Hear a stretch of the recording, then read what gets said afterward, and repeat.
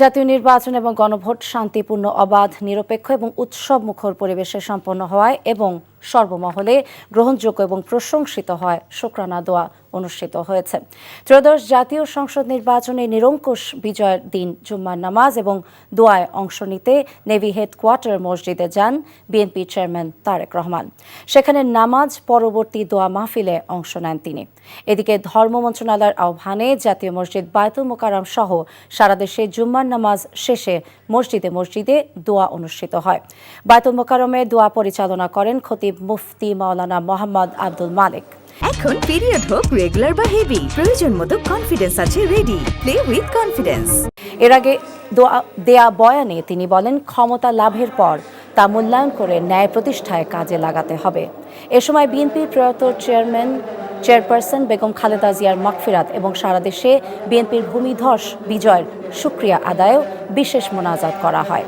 এছাড়াও ধর্ম মন্ত্রণালয়ের আহ্বানে সুবিধামতো সময়ে দেশের সব মন্দির, গির্জা এবং প্যাগোডায় স্ব ধর্মমতে বিশেষ প্রার্থনা আয়োজনের আহ্বান জানানো হয়েছে। দর্শক, জাতীয় নির্বাচনে জয়ের পর মসজিদে মসজিদে শুকরানা দোয়া মাহফিল অনুষ্ঠিত হচ্ছে। জাতীয় মসজিদ বায়তুল মোকাররম মসজিদে আছেন স্টাফ করেসপন্ডেন্ট এইচ.এম. মেহেদী হাসান, তার সাথে যুক্ত হচ্ছি। মেহেদী, এই যে দোয়া মাহফিলটি অনুষ্ঠিত হচ্ছে, এই বিষয়ে আপনার কাছে কি তথ্য আছে?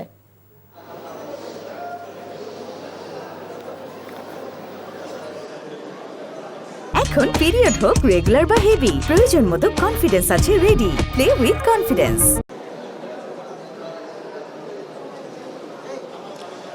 ফারজানা, একটু আগেই কিন্তু দোয়ার যে আনুষ্ঠানিকতা সেটি শেষ হয়েছে। এখানে ধর্ম মন্ত্রণালয়ের এক ধরনের অনুরোধ ছিল যেন দোয়া করা হয়, বেশি দোয়া করা হয়, এবং একই সাথে বিএনপির পক্ষ থেকেও তাদের যে ভূমিধস বিজয় যেটি আপনি বলছিলেন, সেই জায়গা থেকেও শুকরিয়া আদায় স্বরূপ মসজিদে মসজিদে দোয়ার আয়োজন করা হয়েছে। এবং এখানে বায়তুল মোকাররম মসজিদের খতিব মাওলানা আব্দুল মালিক, তিনি তার যেই নামাজ পূর্ব যেই বয়ান, সেখানেও কিন্তু এই বিষয়টি বলেছেন যে ক্ষমতায় যিনি এসেছেন বা যেই দল, রাজনৈতিক দল এসেছে, তারা যেন এই ক্ষমতার এই জায়গাটা মূল্যায়ন করেন এবং এই জায়গাটা আল্লাহর নিয়ামত, সেই জায়গাটা নিয়ামতের জায়গা থেকে এটিকে যেন সৎ ব্যবহার করা হয় এবং ন্যায়ের পক্ষে যেন এটি ব্যবহার করা। একই সাথে প্রত্যেকেই যেন প্রত্যেকের জায়গা থেকে দায়িত্বশীল আচরণ করেন এবং সেই জায়গাটা তিনি গুরুত্ব দিয়েছেন এবং এই সরকার যেন সুষ্ঠুভাবে সুন্দরভাবে কাজ করবার সুযোগটি পায়, আল্লাহ যেন সেই সুযোগটি তাদের দেওয়া হয়, সেই প্রত্যাশাও তিনি করেছেন। একই সাথে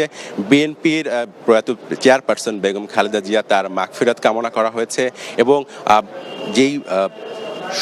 যেই প্রধানমন্ত্রী, আগামীর যে প্রধানমন্ত্রী তারেক রহমান, তিনি যেন তার দায়িত্ব পালন করতে পারেন ঠিকভাবে, তার জন্য কিন্তু শুভকামনা করা হয়েছে। এখানে আমি কথা বলেছি যারা মুসল্লি রয়েছেন, সাধারণ মুসল্লি, তাদের সাথে কথা বলেছি, তারাও একই প্রার্থনা করেছেন, যে দোয়া করেছেন, যে বলেছেন যে আগামীতে যে বিএনপি জয় লাভ করছেন, দীর্ঘদিন পর আবার গণতন্ত্রের যে ফেরার যে যাত্রা, সেখানে যেন গণতান্ত্রিক মূল্যবোধের চর্চাটি বৃদ্ধি পায় এবং নাগরিকের যে মূল্যায়ন সেটি যেন করা হয়।